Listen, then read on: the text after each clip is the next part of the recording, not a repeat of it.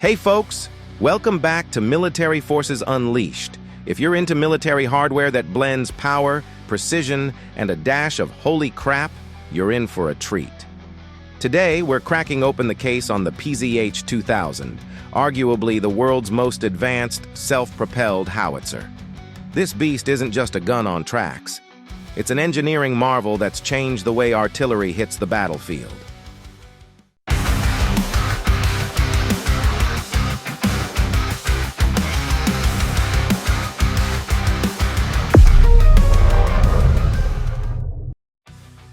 So, what makes the PzH 2000 tick?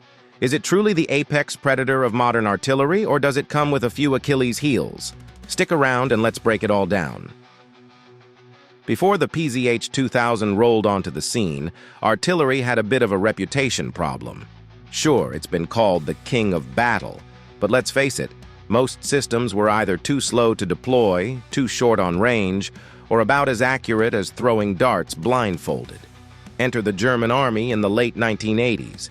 They wanted something that wasn't just good but exceptional, something that could outshoot, outrun, and outlast anything else on the battlefield. Development began in the early 1990s, spearheaded by Krauss-Maffei-Wegmann and Rheinmetall, two names synonymous with German engineering excellence.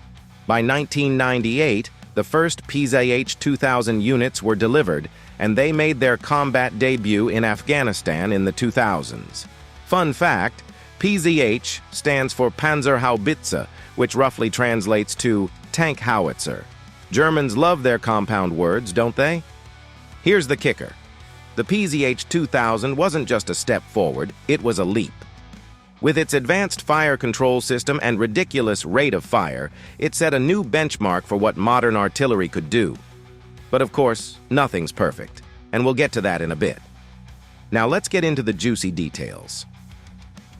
The PzH 2000 is armed with a 155mm L52 gun. Translation? It can lob a high-explosive shell over 30 miles with pinpoint accuracy. That's the kind of range that makes enemy commanders lose sleep.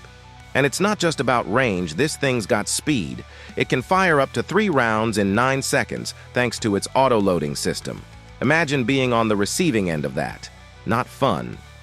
The onboard fire control system is another showstopper. It's like having a battlefield mathematician plugged into the howitzer. It calculates everything: wind, elevation, even the curvature of the earth. Yep, the earth is round, flat earthers. Deal with it. And let's talk mobility. Weighing in at 55 tons, the PzH 2000 isn't light, but its MTU 881 diesel engine ensures it can hit speeds of up to 40 miles per hour on roads.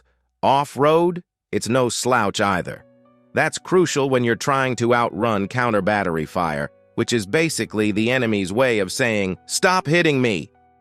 What sets the PzH 2000 apart is its cutting-edge tech. Take multiple rounds, simultaneous impact, MRSI mode, for example. This allows it to fire up to 5 shells at different trajectories, so they all land on the target at the same time. It's like a surprise party, but with explosions. Then there's the modular charge system. Traditional howitzers needed their charges manually adjusted, which slowed things down. The PzH 2000 system automates this, reducing human error and speeding up operations. And get this, the gun's barrel is designed to handle over 1,500 rounds before needing a replacement. That's durability that even your favorite pair of boots would envy.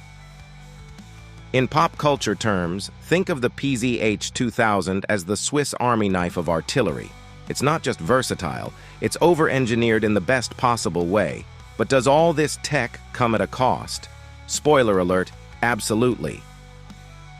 The PzH 2000 has seen action in Afghanistan, where its precision and range were invaluable for NATO forces. It's also been deployed in Ukraine, proving its worth against modern adversaries. Soldiers in the field love it, and for good reason.